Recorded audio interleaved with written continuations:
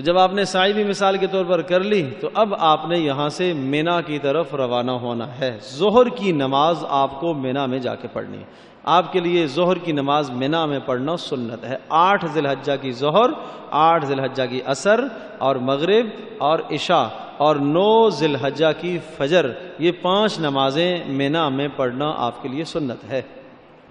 8 ذی الحجہ کی ظہر، عصر، مغرب، عشاء اور 9 کی فجر، 9 ذی الحجہ کی فجر مینا میں پڑھنا آپ کے لیے سنت ہے۔ رات مینا میں گزارنا آپ کے لیے سنت ہے۔ آپ تلبیہ کہتے رہیں گے، پڑھتے رہیں گے، کہتے رہیں گے، پڑھتے رہیں گے۔ اور 9 ذی الحجہ کی فجر کے بعد آپ کو پھر عرفات کو جانا ہے۔ اچھا، انتظامی معاملات میں آپ جس گروپ کے ساتھ جائیں گے، بسا اوقات یہ 9 ذی الحجہ آنے سے پہلے 8 کی شام ہی کو عشاء پڑھا کر عرفات کی طرف لے جاتے ہیں۔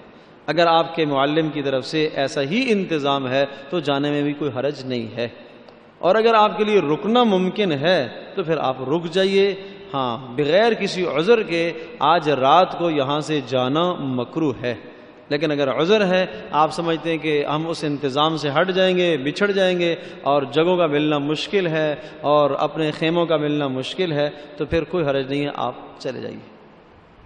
تو عرض کیا کہ اصل تو یہ ہے کہ 8 ذی الحجہ کی ظہر، عصر، مغرب، عشاء اور 9 کی فجر آپ مینا کے اندر پڑھیں، لیکن 9 کی فجر سے پہلے اگر آپ کو لے جایا جا رہا ہے عرفات کے اندر تو کوئی حرج نہیں، چلے جائیے۔ اب جب آپ عرفات میں پہنچیں، یہ مینا سے لے کر عرفات تک 9 کلومیٹر کا راستہ ہے۔ پیدل بھی لوگ طے کرتے ہیں اور سواریوں پر بھی طے کرتے ہیں، جیسے سہولت ہو۔ جو جوان ہیں پیدل طے کریں، اچھی بات ہے، خیر ہے، کوئی حرج نہیں ہے، اور جو عذر ہے تو سواریوں پر جائیں۔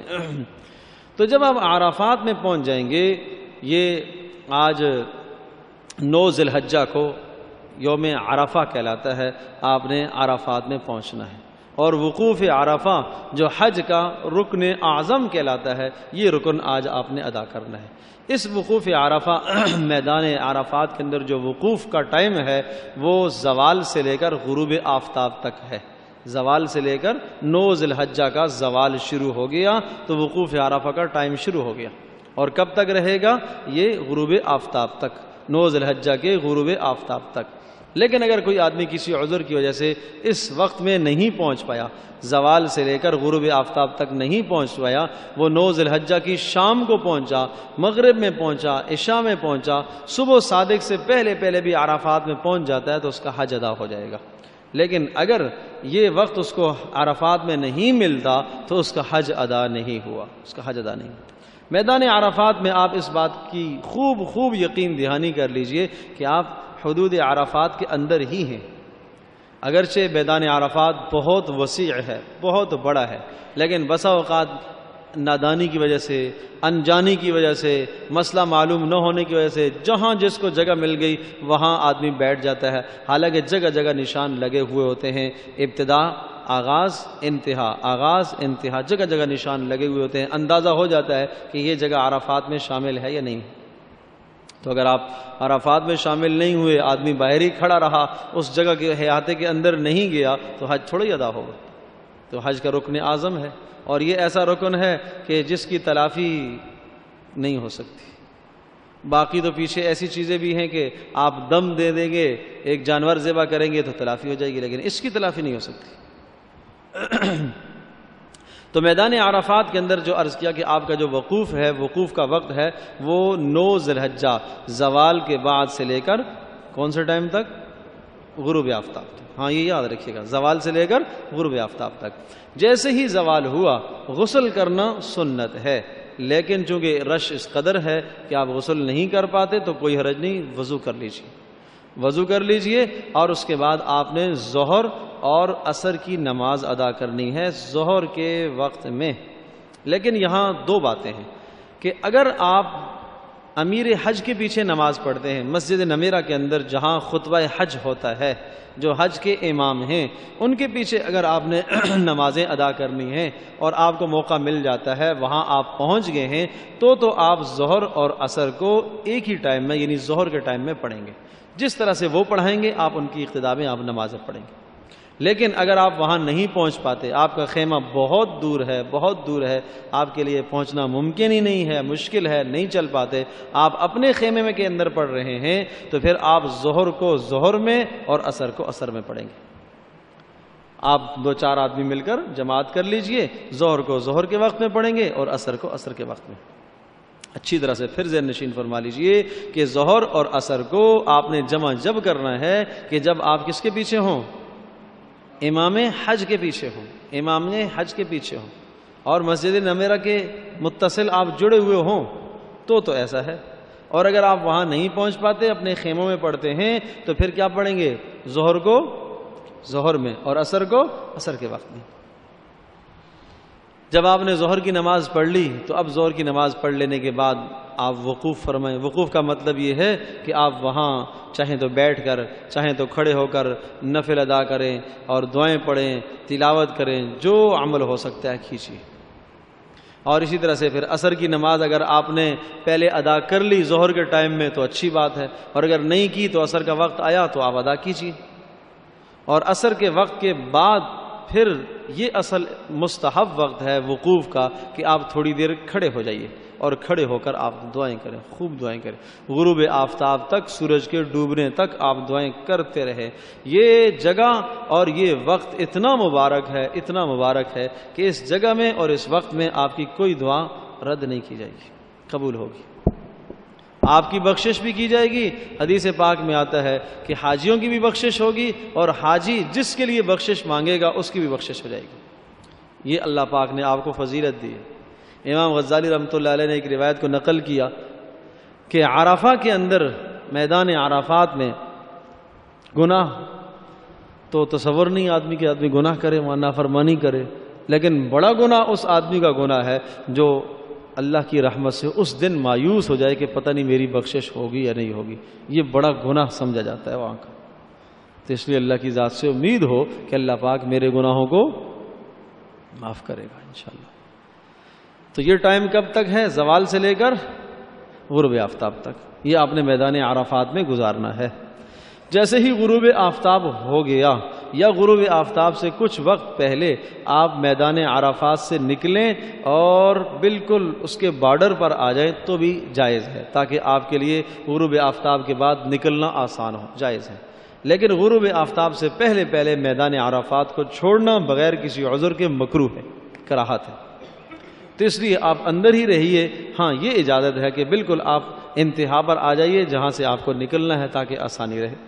جیسے ہی غروب آفتاب ہو گیا تو اب آپ نے مزدلفہ کا رخ کرنا ہے۔ یہ عرفات سے مزدلفہ کا فاصلہ کوئی 3 سے 4 کلومیٹر کا فاصلہ، تقریباً 4 کلومیٹر ہے۔ تو یہ فاصلہ آپ نے طے کرنا ہے۔ اب پیچھے جو ظہر عصر آپ کو بتایا تھا، اگر آپ امیر حج کے پیچھے ہیں، امام حج کے پیچھے پڑھتے ہیں، تو آپ نے ظہر عصر کو کب پڑھنا ہے؟ ایک وقت میں۔ کون سے وقت میں؟ ظہر کے وقت میں، ٹھیک ہے جی۔ اور اگر آپ اپنے خیموں میں ہیں تو ظہر کو ظہر میں اور عصر کو عصر میں۔ لیکن مغرب غروب آفتاب کے بعد آپ مزدلفہ آئیں گے اور مغرب اور عشاء کو آپ نے عشاء کے ٹائم میں پڑھنا ہے۔ یہ چاہیں تو آپ امیر کے حج کے پیچھے ہیں یا اپنی نمازیں پڑھ رہے ہیں، جیسا کیسا ہے، ہر حال میں آپ نے ان 2 نمازوں کو جمع کرنا ہے۔ اور ان 2 نمازوں کو کس وقت میں جمع کرنا ہے؟ عشاء کے ٹائم میں۔ غروب آفتاب ہو گیا تو آپ عرفات سے نکلیں، آپ چلتے جائیے، آپ چلتے جائیے، آپ چلتے جائیے، آپ راستے میں کوئی نماز نہ پڑھیے۔ آپ کو نظر آئے گا جگہ جگہ دیکھیں گے لوگ جب نماز مغرب کا ٹائم ختم ہو رہا ہوگا، عشاء کا ٹائم داخل ہو رہا ہوگا تو جلدی جلدی نماز پڑھ رہے ہوں گے کہ نماز قضا ہو رہی۔ آپ پریشان ہو، نہیں قضا ہو رہی۔ آج کے دن اللہ پاک نے آپ کو رخصت دی ہے، آپ نے مغرب ابھی نہیں پڑھنی، آپ نے مزدلفہ پہنچ کر پڑھنی ہے، مزدلفہ پہنچ کر پڑھنی ہے۔ اور یہ سفر چونکہ عرض کیا کہ 4 کلومیٹر کا سفر ہے، لوگ پیدل بھی طے کرتے ہیں، سواریوں پر بھی ہوتے ہیں۔ بسا اوقات سواریوں پر لوگ اس قدر سواریاں رش کی وجہ سے پھنس جاتی ہیں گاڑیاں کہ مزدلفہ آدمی نہیں پہنچ پاتا۔ مزدلفہ آپ کے لیے پہنچنا ضروری ہے۔ وہ جو مزدلفہ کا وقوف ہے وہ صبح صادق سے لے کر سورج کے طلوع ہونے تک کا ٹائم ہے، صبح صادق سے لے کر سورج کے طلوع ہونے تک کا ٹائم ہے۔ اب راستے میں ایک آدمی کو اگر تاخیر ہے، اس کو ڈر لگ رہا ہے کہ میں جب مزدلفہ پہنچوں گا تو صبح ہو جائے گی، فجر ہو جائے گی، تو اب راستے میں موقع جہاں ملتا ہے مغرب عشاء دونوں پڑھ لے۔ لیکن اگر اسے خیال ہے کہ میں صبح صادق سے پہلے میں مزدلفہ پہنچ جاؤں گا تو پھر دونوں نمازیں نہیں پڑھے گا، چلتا ہے تلبیہ کہتا رہے چلتا رہے۔ اور جب اللہ پاک نے چاہا تو مزدلفہ میں پہنچے آپ، تو مزدلفہ میں پہنچ کر آپ نے ظہر اور آپ نے مغرب اور عشاء دونوں نمازوں کو ایک ساتھ پڑھنا ہے۔ اس کا طریقہ کار یہ ہوتا ہے کہ آپ پہلے اذان کہیں گے، اپنے گروپ کے ساتھ اذان کہیں، اور اذان کہنے کے بعد پھر اقامت، اور پھر ایک آدمی مغرب کی جماعت کرائے، 3 فرض آپ ادا کریں گے، اور پھر فرض پڑھ لیے، اس کے بعد سنت نہیں پڑھیں گے ابھی آپ، دوبارہ سے اقامت کہہ کر عشاء کی نماز آپ نے ادا کرنی ہے، عشاء کے فرض آپ نے ادا کرنے، دونوں فرضوں کو آپ نے ملانا ہے، بیچ میں کوئی نفل نہیں ہے، بیچ میں کوئی سنت نہیں ہے۔ اب جب آپ نے مغرب کے فرض بھی پڑھ لیے، عشاء کے فرض بھی پڑھ لیے، تو عشاء کے فرض پڑھنے کے بعد اب آپ مغرب کی سنتیں پڑھنا چاہتے ہیں تو پڑھیے، مغرب کی سنتیں اور پھر عشاء کی سنتیں، اور اسی طرح سے عشاء کے وتر اب آپ پڑھیں گے۔ پھر اگر موقع ہے آپ کے پاس تو آپ تھوڑی دیر وہاں استراحت کر لیں، آرام کر لیں، اس لیے کہ اب صبح 10 ذی الحجہ کو آپ کے اوپر بڑے کام ہیں، اہم کام آپ نے کرنے، اس لیے تھوڑا سا رات کو آرام کا موقع ملتا ہے تو آرام کر لیجیے۔ اور جیسے ہی صبح صادق ہو جائے، صبح صادق ہو گیا اور فجر کا وقت داخل ہو گیا، تو اب آپ فجر کی نماز پڑھیے۔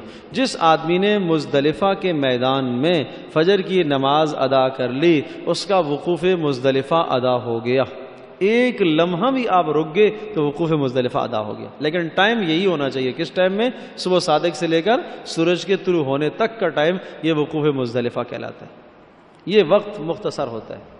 اور اگر کبھی کبھی راستے میں گاڑی میں آپ کو اس قدر تاخیر ہو جائے کہ آپ کو یہ کھٹکا اور خطرہ ہونے لگے کہ میں راستے میں ہی ہمیں صبح صادق ہو جائے گی اور وقوف مزدلفہ رہ جائے گا، تو اب آپ گاڑی سے اتر جائیے اور پیدل جائیے تاکہ وقوف مزدلفہ آپ کا نہ چھوٹے۔ تو وقوف مزدلفہ بھی جب آپ کا ہو گیا، فجر کی نماز آپ نے مزدلفہ میں ادا کر لی، تو یہ وقوف مزدلفہ ہو گیا۔ اور وہاں ہی سے آپ کنکر چھوٹے چھوٹے لے لیں، 70 دانے کنکر کے آپ پتھر چھوٹے چھوٹے لے لیں، اس کو اپنی تھیلی میں ڈال دیجیے، دھو کر مارنا وہ مستحب ہے۔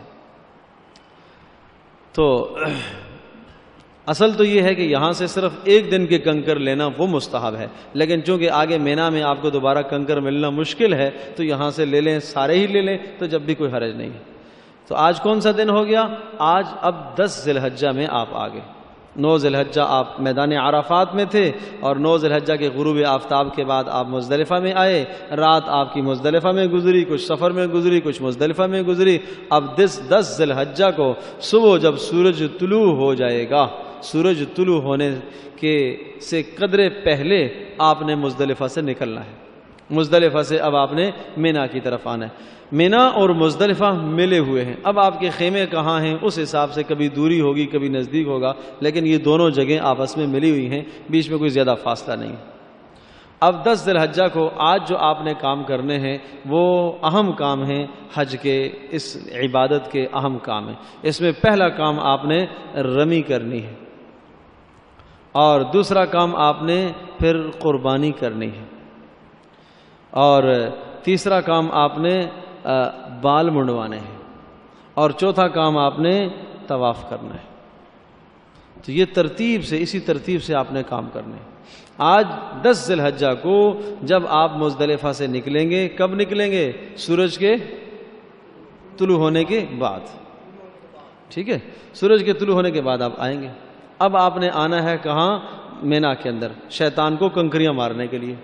تو جب آپ کنکریاں ماریں گے تو پہلے کو بھی چھوڑ دیں گے، دوسرے کو بھی چھوڑ دیں گے، تیسرے کو آپ نے مارنی ہے۔ 10 ذی الحجہ کو صرف ایک کوئی رمی آپ نے کرنی ہے جو بڑا والا ہے، وہ وہاں کھڑے ہوتے ہیں رہبر، وہ آپ کو بتائیں گے، وہاں پولیس والے سب نظام موجود ہوتا ہے، وہ پہلے اور دوسرے کے پاس کھڑا ہی نہیں ہونے دیتے، وہ آپ کو اشارہ کریں گے آگے جاؤ، تو آپ وہاں جا کے رمی کریں گے۔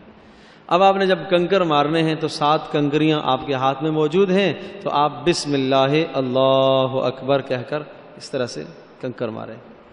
کنکر قدرے چنے کے دانے جتنا ہو، نہ تو بڑا پتھر ہو اور نہ چھوٹا ہو، اور وہ جو ستون بنایا ہوا ہے اس ستون کو لگنا چاہیے، اس ستون کی جڑ میں گر جائے جب بھی ٹھیک ہے، لیکن لگنا چاہیے اس کو۔ اور اگر کوئی نہیں لگا، خطا ہو گیا، تو آپ دوسرا کنکر لے کے ماریں، لگنا ضروری ہے۔ تو وہاں کچھ لوگ بیہودہ حرکتیں کر رہے ہوتے ہیں، کوئی جوتے مار رہے ہوتے ہیں، کوئی بڑے بڑے پتھر مار رہے ہیں، کوئی لکڑی مار رہا ہے، یہ چیزیں نہیں ہونی چاہیے۔ جو رسول پاک صلی اللہ علیہ وسلم نے اعمال بتائے ہیں ان اعمال کو اختیار کرو، ان اعمال کو اختیار کرو۔ تو یہ 10 ذی الحجہ کو ایک ہی شیطان کی رمی آپ نے کرنی ہے، اور وہ سب سے بڑے شیطان کی، جمرہ عقبہ اس کو کہتے ہیں، اس کی رمی کرنی ہے۔ جب اس کی رمی آپ نے کر لی ہے تو اس رمی کے بعد اب آپ نے اپنی قربانی کرنی ہے۔ قربانی کا جو نظام آپ کا بنا ہوا ہوگا، چاہیں تو آپ خود اپنے جانوروں کو ذبح کریں، قربان کریں، یہ بھی ٹھیک ہے، وہاں مذبح موجود ہے، مذبح خانہ، وہاں چلے جائیں، جانور خریدیں اور ذبح کریں، اور یہ جو آپ کا معلم حجاج کی طرف سے، اپنے گروپ کی طرف سے جو انتظام موجود ہے اس کے مطابق قربانی ہوگی۔ تو جب آپ کو اطلاع مل جائے کہ آپ کی قربانی ہو گئی تو پھر آپ نے حلق کرانا ہے، پھر آپ نے بال منڈوانے ہیں، ورنہ اس سے پہلے حلق آپ کے لیے جائز نہیں ہے۔ یہ ترتیب ضروری ہے کہ اسی ترتیب سے پہلا کام آپ نے کیا کرنا ہے؟ رمی کرنی ہے، دوسرا کام آپ نے کیا کرنا ہے؟ قربانی کرنی ہے، اور پھر اس کے بعد آپ نے حلق کرنا ہے۔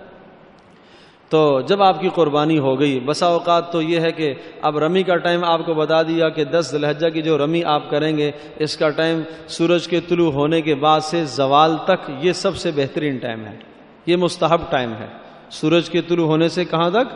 زوال تک۔ تو اگر آپ سورج کے طلوع ہونے کے بعد آپ مزدلفہ سے نکلیں گے، مینا کی طرف رمی کرنے کے لیے آئیں گے، تو آپ 10 سے 11 بجے کے قریب آپ پہنچ جائیں گے۔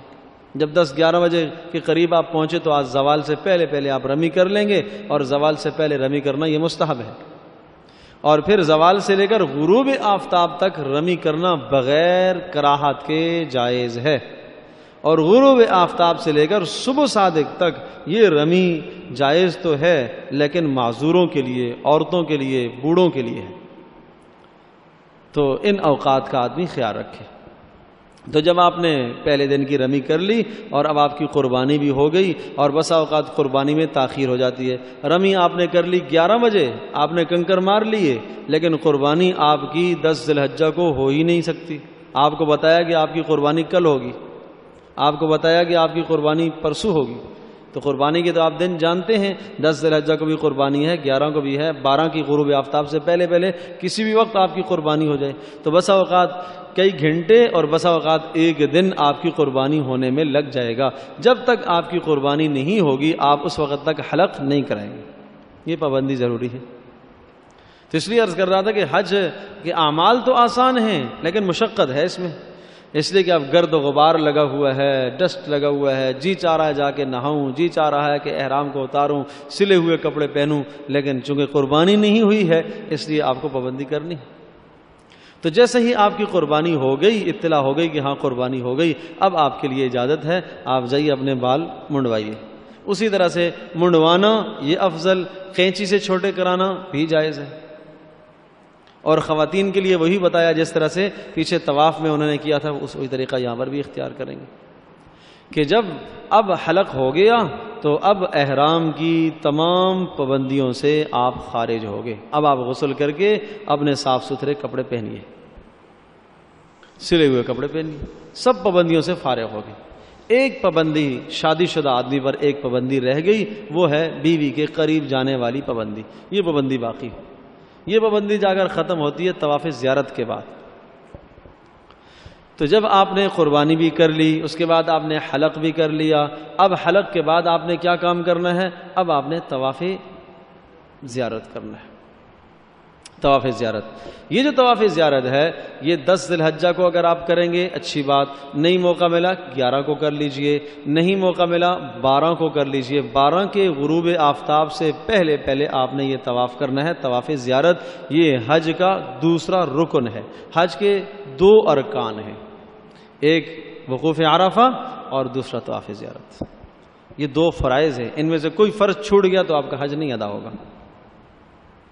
سمجھے؟ لیکن عرض کر رہا ہوں کہ یہ آپ کو موقع ملے گا، کبھی 10 ذی الحجہ کو بھی مل جاتا ہے، کبھی 11 کو جا کے موقع ملے گا، کبھی 12 کو موقع ملے گا۔ تو جیسے ہی آپ کی قربانی ہو گئی، آپ نے بال منڈوا لیے، اب آپ نے جا کے طواف زیارت کرنا ہے۔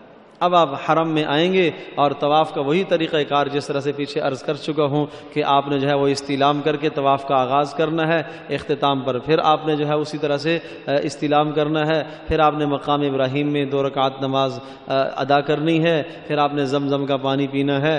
اب وہ سعی حج کی یاد ہوگا کون سی؟ 8 ذی الحجہ کو جب آپ چلے تھے، اگر آپ نے وہاں سعی نہیں کی تھی تو آج سعی کریں گے وہ، اور اگر آپ وہاں سعی کر چکے تھے تو آج صرف طواف کریں گے آپ۔ تو جیسے سہولت ہو، پہلے بھی سعی کی جا سکتی ہے اور بعد میں بھی سعی کی جا سکتی ہے، یہ حج کی سعی کہلاتی ہے۔ تو جب آپ نے یہ طواف زیارت بھی کر لیا تو اب آپ حج کی تمام پابندیوں سے فارغ ہو گئے۔ اب آپ پر حج کی کوئی پابندی نہیں ہے، اب آپ سلے ہوئے کپڑوں میں آ گئے، ساری پابندیوں سے آپ نکل گئے۔ لیکن کام کچھ باقی ہیں ابھی، 11 کو 12 کو یہ 2 کام آپ نے کرنے ہیں، رمی کی کرنے ہیں آپ نے، 11 کی رمی اور 12 کی رمی۔ آپ طواف کریں گے کہاں جا کر؟ بیت اللہ میں، اور پھر واپس آپ کہاں آ جائیں گے؟ مینا میں۔ رات آپ کو مینا میں گزارنا سنت ہے، اور بیت اللہ سے مینا کا فاصلہ تقریباً 3 کلومیٹر کا راستہ ہے۔ تو یہ آپ واپس مینا میں آ جائیں گے، رات آپ مینا میں گزاریں گے، اور جب 11 ذی الحجہ کا دن آئے گا صبح تو پھر آپ نے 11 ذی الحجہ کو پھر وہ رمی کرنی ہے۔ اب 11 ذی الحجہ کو 12 ذی الحجہ کو جو رمی آپ نے کرنی ہے وہ رمی تینوں رمی کرنی ہے، تینوں شیطانوں کو مارنا ہے، 11 ذی الحجہ کو بھی اور بولیے 12 ذی الحجہ کو، 11 کے دن کو بھی اور 12 کو بھی۔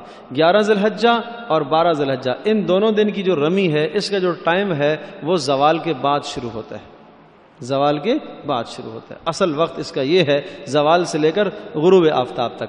10 کی رمی آپ کو بتائی تھی، اس کا ٹائم کہاں سے شروع ہوا تھا؟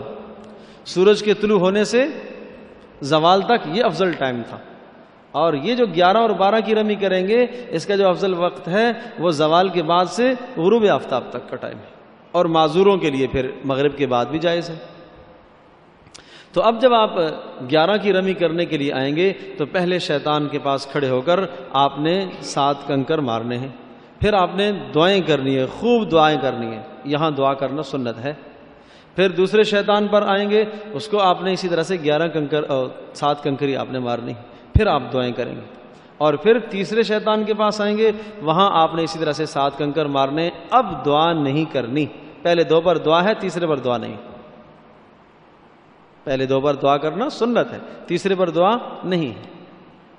تو جب آپ نے یہ 11 کی رمی کر لی تو رمی کرنے کے بعد اب آپ اپنے خیمے میں واپس چلے جائیے، وہاں جا کے جو آپ اعمال ہیں نماز ادا کرتے رہیں، ذکر اذکار آپ پڑھتے رہیے، اور اسی طرح سے پھر آپ انتظار کریں گے جب 12 کا دن آئے گا 12 ذی الحجہ کو، تو 12 ذی الحجہ کو بھی اسی طرح سے اسی ٹائم زوال کے بعد سے لے کر غروب آفتاب تک کا ٹائم یہ افضل ہے، آپ نے رمی کرنی ہے۔ اسی طرح سے تینوں جمرات کی آپ نے رمی کرنی ہے، اور پہلے کے بعد بھی آپ نے دعا کرنی ہے، دوسرے کے بعد بھی، تیسرے کے بعد آپ نے دعا نہیں کرنی۔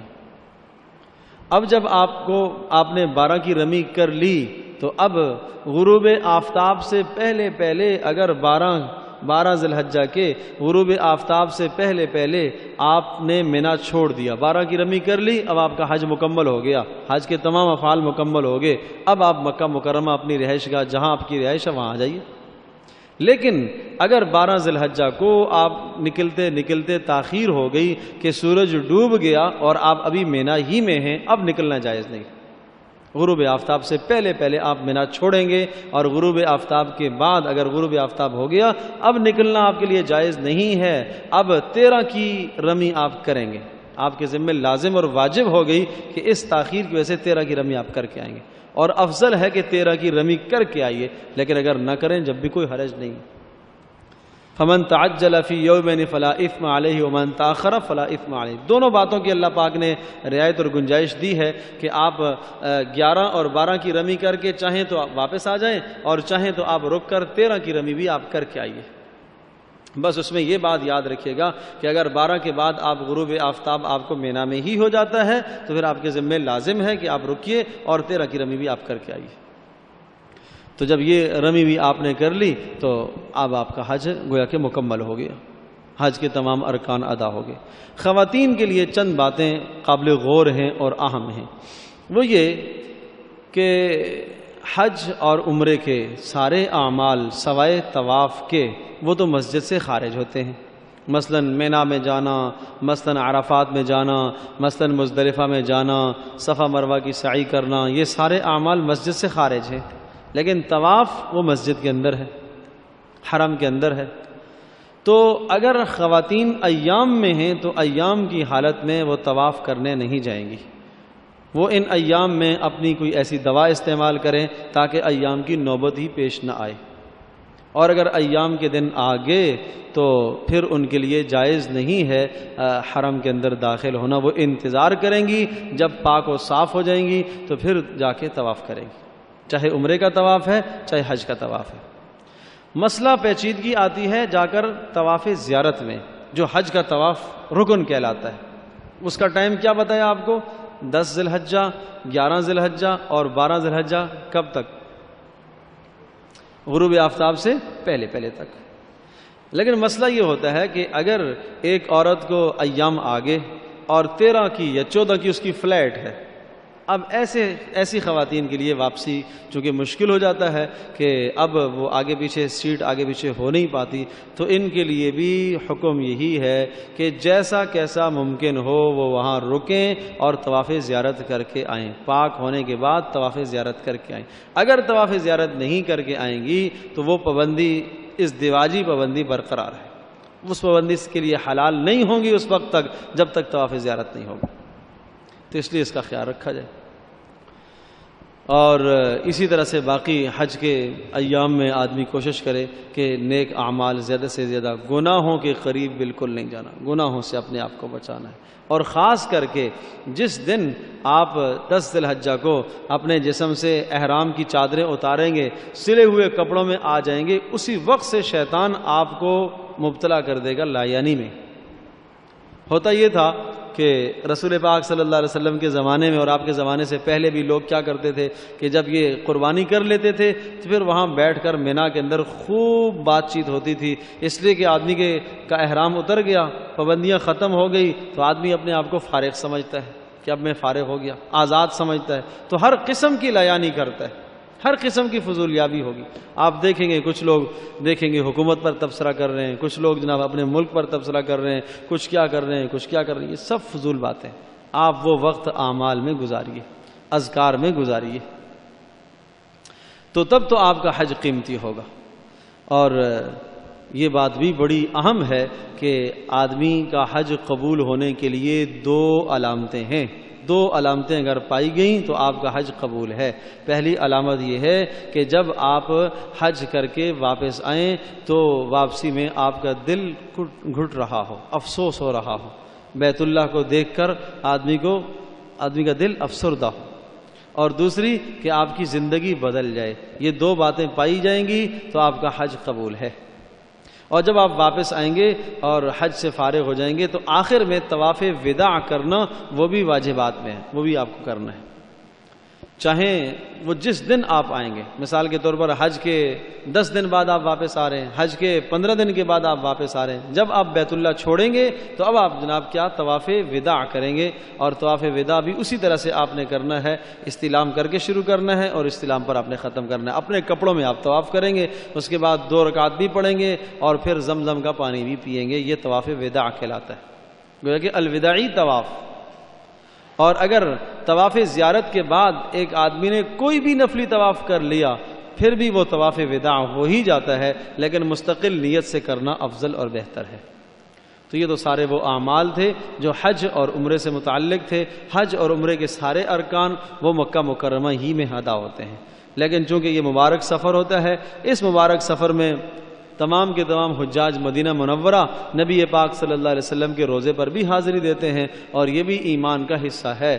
رسول پاک صلی اللہ علیہ وسلم نے ارشاد فرمایا کہ وہ آدمی جو حج کرنے کے لیے آیا اور وہ میری زیارت کے لیے مدینہ منورہ نہیں آیا، اس نے میرے اوپر ظلم کیا، تو میرے عزیز دوستوں اور بزرگوں، مدینہ منورہ کے بھی کچھ آداب ہیں۔ ایک ادب تو یہ ہے کہ جب آپ مدینہ منورہ کی طرف رخ فرمائیں گے تو آپ کی زبان پر درود شریف جاری ہو، کثرت سے درود شریف۔ اور پھر دوسرا یہ مدینہ منورہ کا مبارک عمل ہے کہ جب آپ مدینہ منورہ کے جائیں گے تو آپ رسول اکرم صلی اللہ تعالی علیہ وسلم کی سنت کی اتباع کی نیت کیجئے کہ آج کے بعد میں نے اپنی ساری زندگی رسول پاک صلی اللہ علیہ وسلم کی سنت کے مطابق گزار دی، زندگی کو بدلنے کا ارادہ کیجئے۔ پھر وہاں مدینہ منورہ میں جا کر مسجد نبوی میں رسول اکرم صلی اللہ علیہ وسلم کے روضے پر جا کر حاضری دیں، اور حاضری دیتے ہوئے آپ حضرت صلی اللہ علیہ وسلم پر سلام پیش کیجئے۔ جگہ بنی ہوئی نشان موجود ہے جہاں رسول پاک صلی اللہ علیہ وسلم کا مبارک نام لکھا ہوا ہے، وہاں آپ کھڑے ہو کر قدرے بلند آواز سے، بہت زیادہ اونچی آواز سے نہیں، بہت آہستہ آواز سے بھی نہیں، تو یہ پڑھنا ہے الصلاۃ والسلام علیک یا رسول اللہ، یا السلام علیکہ یا رسول اللہ، یا اپنی زبان میں اے پیارے حبیب صلی اللہ علیہ وسلم میری طرف سے آپ کو سلام پہنچے۔ پھر ابوبکر صدیق رضی اللہ تعالیٰ کے پاس کھڑے ہو کر اے ابوبکر صدیق، اے مسلمانوں کے خلیفہ، ہماری طرف سے آپ کو سلام پہنچے۔ اے عمر فاروق، ہماری طرف سے آپ کو سلام پہنچے۔ ان تینوں بزرگوار ہستیوں پر سلام کر کے پھر آپ نے وہاں سے نکلنا ہے۔ جب جب موقع ملتا رہے سلام کے لیے جاتے جائیں، جتنی بار موقع ملے سعادت ہے، جتنی بار موقع ملے سعادت ہے۔ پھر مکہ مکرمہ کے اندر بھی جو زیارتیں ہیں آپ جائیے، مدینہ منورہ کے اندر بھی جو زیارتیں ہیں خوب کیجیے، اچھی بات ہے، لیکن کسی زیارت کی وجہ سے حرم کی نماز نہ چھوٹے۔ مکہ مکرمہ میں جو لوگ ہوتے ہیں وہاں زیارتوں کے لیے جو ہے وہ غار حرا جاتے ہیں، غار ثور کی طرف جاتے ہیں، اور اسی طرح سے جناب جنت معلیٰ کی طرف جاتے ہیں، اور جگہ ہیں زیارات کی، ان تمام جگہوں کی طرف جایا جاتا ہے، لیکن تمام جگہوں میں جانے میں اس بات کا خیال رہے کہ حرم کی نماز نہ چھوٹے، اس لیے کہ یہاں نماز پڑھنے کا 1,00,000 نمازوں کا ثواب ہے۔ کوئی زیارت کرنا فرض نہیں، واجب نہیں، زیادہ سے زیادہ یہ ہے کہ نبی پاک صلی اللہ علیہ وسلم کی نسبتیں ہیں ان جگہوں کے ساتھ، اس لیے ہم زیارت کے لیے جاتے ہیں۔ یہی حال مدینہ منورہ کا بھی ہے کہ وہاں کی زیارت کرتے ہوئے بھی کوشش یہ کیجئے کہ حرم کی نماز، مسجد نبوی کی نماز نہ چھوٹے، اس لیے کہ مسجد نبوی میں کی ایک نماز کا ثواب کتنا ہے؟ 50,000 نمازوں کا ثواب۔ پھر مسجد نبوی کے اندر لوگ سمجھتے ہیں کہ یہاں 40 نمازیں پورا کرنا کوئی ضروری نہیں ہے، جتنی سہولت ہو، جو آپ کا نظام ہے، 2 دن ٹھہرنے کا ہے، 3 دن ٹھہرنے کا ہے، کوئی مذائقہ نہیں ہے، 40 نمازیں پورا کرنا ضروری نہیں ہے۔ ریاض الجنہ میں جتنا آپ کو موقع مل جائے وہاں کھڑے ہو کر آدمی 2 رکعت نماز نفل ادا کرے، فرض نمازوں کا موقع ملتا ہے فرض نماز ادا کرے، اور اسی طرح سے وہاں بیٹھ کر دعاؤں کا موقع ملتا ہے، دعائیں کرے، قبولیت کا وقت ہے۔ تو یہ مدینہ منورہ کے متعلق باتیں تھیں۔ اللہ پاک ہم سب کا بیٹھنا اور یہ بات کرنا قبول فرمائے۔